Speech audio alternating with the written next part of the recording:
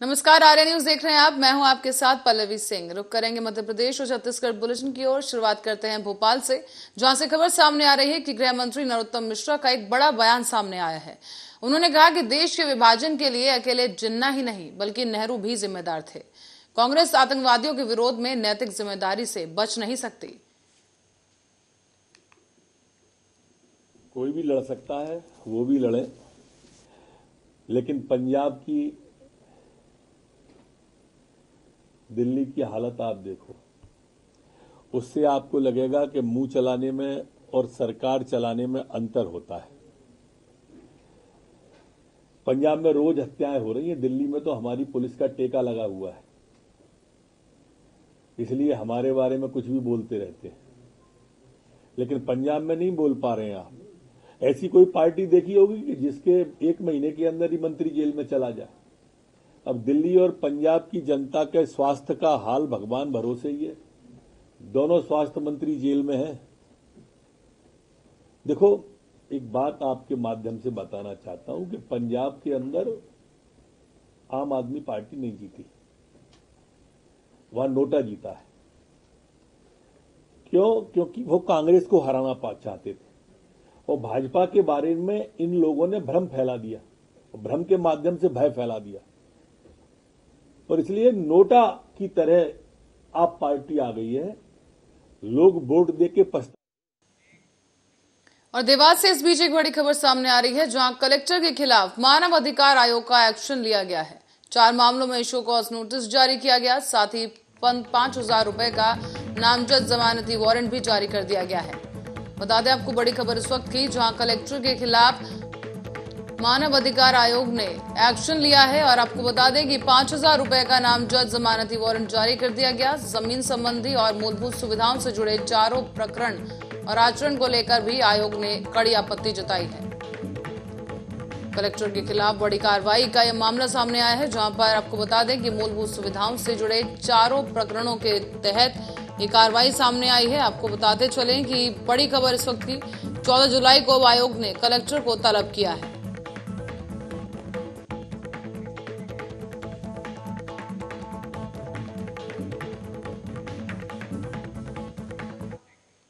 और इस बीच लियर में एक विवाहिता के साथ गैंगरेप का मामला सामने आया है। दरअसल इस महिला को अच्छी नौकरी दिलाने का झांसा देकर एक युवक ने अपने 2 दोस्तों के साथ मिलकर इसका गैंगरेप किया है। बताया जा रहा है कि पीड़ित महिला दिल्ली की रहने वाली है और महिला की दोस्ती इंस्टाग्राम के जरिए ग्वालियर के रहने वाले इस युवक से हुई थी। अब जानकारों के मुताबिक कुछ दिनों तक बातचीत हुई और उसका फायदा उठाकर युवक ने महिला को ग्वालियर बुला लिया। इसके बाद गेस्ट हाउस में उसे कमरे में अपने 2 दोस्तों के साथ मिलकर गैंगरेप की घटना को अंजाम दिया गया। जब महिला ने इसका विरोध किया तो आरोपी उसके साथ मारपीट करने लगा और मौके से फरार हो गया है। फिलहाल पीड़िता ने थाने में जाकर शिकायत दर्ज करवाई, जिसके बाद पुलिस ने तीनों ही आरोपियों के खिलाफ मामला दर्ज कर तलाश शुरू कर दी है। एक दिल्ली निवासी महिला ने हमारे रिपोर्ट करा है आज कि उसकी एक फेसबुक इंस्टाग्राम पे एक से पहचान हुई, ग्वालियर का एक लड़का है, उससे पहचान हुई। तो करीब पिछले 1 महीने से इन लोगों में आपस में बातचीत चल रही थी। कल उन्होंने, लड़के ने उसको ये कह के बुलवाया कि तू दिल्ली में जो काम करती है रोटी वोटी बनाने का, वो तू ग्वालियर में कर दे, मैं और अच्छे से करवा दूंगा, तेरे को नौकरी दिलवा दूंगा। और जब वो यहाँ पर आ गई तो उस लड़के ने और उसके साथ में 2 अन्य थे, उन्होंने हमारे क्षेत्र में एक गेस्ट हाउस में उस महिला के साथ में, जो करीब 25 वर्षीय शादीशुदा है, उसके साथ घटना घटित करी है। ये रहने वाली दिल्ली की बता रही है अपने आप को। इसमें 376 की कायमी की गई है, धारा 376 की, और 3 लोगों के खिलाफ कायमी की गई है। एक दिल्ली निवासी। और रुक करते हैं जबलपुर की ओर, जहां से खबर सामने आ रही है कि मुख्यमंत्री शिवराज सिंह चौहान ने सर्किट हाउस में पौधा लगाया। मध्य प्रदेश के सीएम पीपल बरगद समेत करीब 15 पौधे यहां उन्होंने लगाए हैं और साथ ही सीएम ने नियमित पौधारोपण अभियान के तहत ये पौधे लगाए। साथ ही सीएम शिवराज सिंह चौहान के साथ साथ जन विधायक समेत भाजपा नेता भी इस दौरान मौजूद रहे, जहां पौधारोपण का कार्यक्रम धूमधाम के साथ किया गया है। और इसी के साथ ही अब बढ़ेंगे अगली खबर की ओर। अनूपपुर से एक खबर सामने आ रही है, जहां आपको बताते चले कि विद्युत गृह में 210 मेगावाट यूनिट ठप पड़ गई है। सुबह अचानक से तेज आवाज के साथ प्लांट में बिजली का उत्पादन ठप पड़ गया, जिसकी वजह से बिजली उत्पादन कार्य भी बंद हो गया है। आपको बता दें कि इस दौरान अब विभाग में हड़कंप मच गया है और इस पूरे प्रकरण को लेकर जांच की जा रही है, जिसकी वजह से बिजली उत्पादन का कार्य बंद हो गया है। बढ़ते अगली खबर की ओर। ग्वालियर से खबर सामने आई है, जहां शहर वासियों को साइकिल चलाकर पर्यावरण संरक्षण और फिट इंडिया का संदेश दिया गया। विश्व साइकिल दिवस के अवसर पर ग्वालियर स्मार्ट सिटी में तत्वाधान में साइकिल रैली का आयोजन हुआ, जहां साइकिल दिवस के अवसर पर पर्यावरण अनुकूल यातायात व्यवस्था को बढ़ावा देने के साथ ही फिट इंडिया का संदेश देने के उद्देश्य को लेकर ग्वालियर स्मार्ट सिटी कॉर्पोरेशन द्वारा साइकिल रैली का आयोजन किया गया है। और आज ग्वालियर नगर निगम और ग्वालियर स्मार्ट सिटी के माध्यम से ग्वालियर में और काफ़ी बड़ी संख्या में यहाँ पे साइकिलिस्ट लोगों ने पार्टिसिपेट किया, और जो रिफ्लेक्ट करता है कि हमें अपने शहर में साइकिल यूज़ करने वालों को बढ़ावा देना है। Cycle is very good for your health also, ये हमारे इन्वायरमेंट के लिए भी अच्छी है।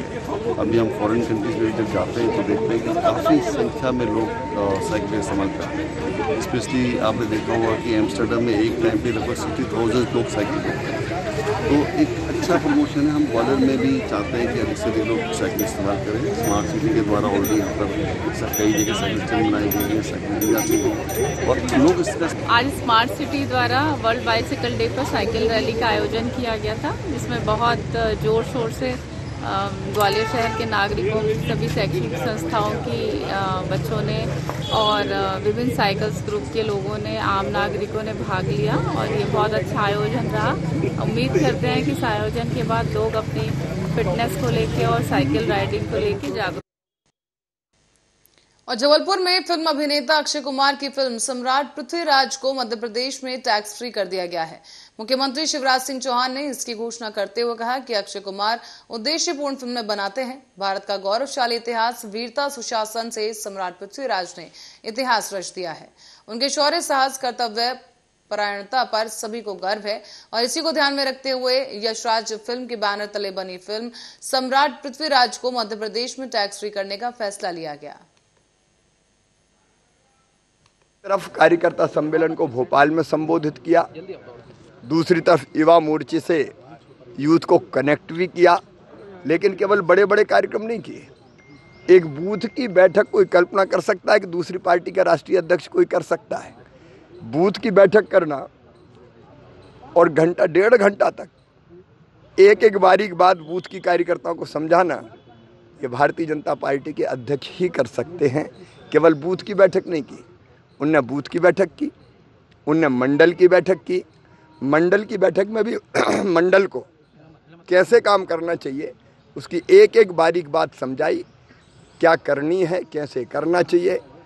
हमें गर्व है। और केवल इतना ही नहीं, उन्होंने एक कार्यकर्ता अनुसूचित जाति के थे। बढ़ते अगली खबर की ओर। मध्य प्रदेश में एक आरटीआई कार्यकर्ता की गोली मारकर हत्या कर दी गई। इस घटना के एक दिन पहले ही आरटीआई कार्यकर्ता ने विदिशा के पीडब्ल्यूडी की जानकारियां निकाली थी और दूसरे ही दिन उसकी गोली मारकर हत्या कर दी गई।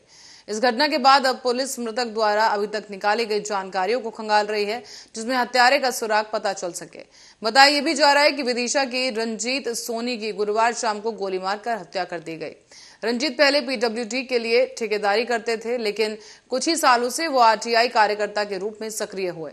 उन्होंने पिछले दिनों ही पीडब्ल्यूडी से एक आरटीआई लगाकर जानकारी मांगी थी, जो उन्हें एक दिन पहले ही मिली और इसमें पीडब्ल्यू के उसके ठेकेदारी से जुड़े बड़ी जानकारियां शामिल थी। इसके बाद अगले ही दिन रंजीत सोनी की पीडब्ल्यूडी दफ्तर के सामने ही गोली मारकर हत्या कर दी गई।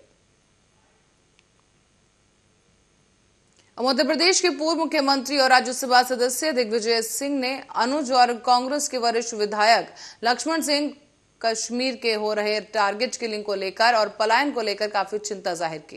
उन्होंने कहा कि वो इस मुद्दे पर विपक्ष के मौन को लेकर बेहद दुखी भी हैं और इसे उन्होंने चिंताजनक बताया। गौरतलब है कि कांग्रेस विधायक लक्ष्मण सिंह की पत्नी रुबीना शर्मा सिंह कश्मीरी पंडित हैं और वो कश्मीरी पंडितों के साथ हुई ज्यादतियों को लेकर काफी संवेदनशील रही। इसी तरह कांग्रेस विधायक लक्ष्मण सिंह भी कश्मीरी पंडितों पर एक बार फिर से शुरू हुई हिंसा और उनके वहां से पलायन को लेकर मुखर होते नजर आए। लक्ष्मण सिंह ने ट्वीट कर कश्मीरी पंडितों के साथ हो रही हिंसा और पलायन पर विपक्ष के मौन को इस समस्या की तरह चिंताजनक बताया। लक्ष्मण सिंह ने विपक्ष को कहा कि वो इस मुद्दे पर बोलें और वहां चलकर हालात को जायजा लें। ग्वालियर जिले के डबरा नगर पालिका के पूर्व अध्यक्ष सत्यप्रकाशी परसेडिया ने मध्य प्रदेश हाईकोर्ट की ग्वालियर खंडपीठ में जनहित याचिका दायर की है। इसमें नगर पालिका परिषद और नगर परिषद के अध्यक्ष पद के लिए भी प्रत्यक्ष प्रणाली से चुनाव कराने का आग्रह किया गया और अदालत ने शासन और अन्य संबंधितों को नोटिस जारी कर दिया है। याचिकाकर्ता सत्यप्रकाशी परसेडिया की ओर से दायर की गई याचिका में कहा गया है कि महापौर की तरह नपा परिषद और नगर परिषद अध्यक्ष का चुनाव प्रत्यक्ष होना चाहिए। इसे सीधे जनता से मत से अध्यक्ष चुना जाएगा तो खरीद फरोख्त की गुंजाइश नहीं रहेगी।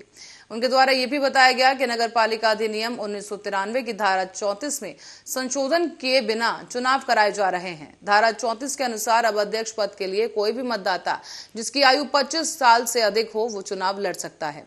ऐसे में उसका पार्षद होना भी जरूरी नहीं है और ऐसी स्थिति में खरीद फरोख्त को भी बढ़ावा मिलेगा। रुक करते हैं छत्तीसगढ़ का, जहां अति नक्सल प्रभावित सुकमा जिले में माओवादियों का क्रूर चेहरा एक बार फिर सामने आया। नक्सलियों ने जन अदालत लगाकर एक ग्रामीणों की हत्या कर दी और आपको बता दें कि माओवादी उसे मंगलवार को घर से अपहरण कर ले गए थे। नक्सलियों ने जिस ग्रामीण की हत्या की है वो सुरपनगढ़वा गांव के सरपंच का पति बताया जा रहा है। आपको बता दें कि माओवादियों ने ग्रामीण पर फोर्स और पुलिस को मदद करने का आरोप लगाया है। इस घटना के बाद से इलाके में अब दहशत का माहौल है और मिली जानकारी के मुताबिक माओवादियों ने चिंतलनार थाना क्षेत्र में हत्या की वारदात को अंजाम दिया। नक्सलियों ने बुधवार और गुरुवार के बीच जन अदालत लगाई जिसमें सुरपनगुड़ा के सरपंच है और इस फैसले को अब अमली जामा पहनाने का काम भी शुरू कर दिया गया। राजपत्र में अधिसूचना प्रकाशन के बाद अब पेंशन फंड रेगुलेटरी और डेवलपमेंट अथॉरिटी को राशि लौटाने को पत्र लिखा गया है, लेकिन न्यू पेंशन स्कीम अंशदान लौटाने को लेकर केंद्र और राज्य सरकार के बीच टकराव की स्थिति बरकरार है और आपको बता दें कि PFRDA ने राशि लौटाने से अब इनकार कर दिया है। अब सीएम भूपेश बघेल ने पीएम नरेंद्र मोदी को चिट्ठी भेजकर न्यू पेंशन स्कीम के अंशदान की राशि मांगी है और सीएम ने NSDL के में जमा किए गए 17,240 करोड़ रुपए छत्तीसगढ़ को वापस करने और PFRDA को निर्देशित करने की मांग की। छत्तीसगढ़ के भिलाई इस्पात संयंत्र में शुक्रवार को फिर से एक बार एक हादसा हो गया है, जहां SMS 2 के कन्वर्ट 3 में ब्लास्ट होने से BSP कर्मचारी और 2 ठेका श्रमिक झुलस गए हैं।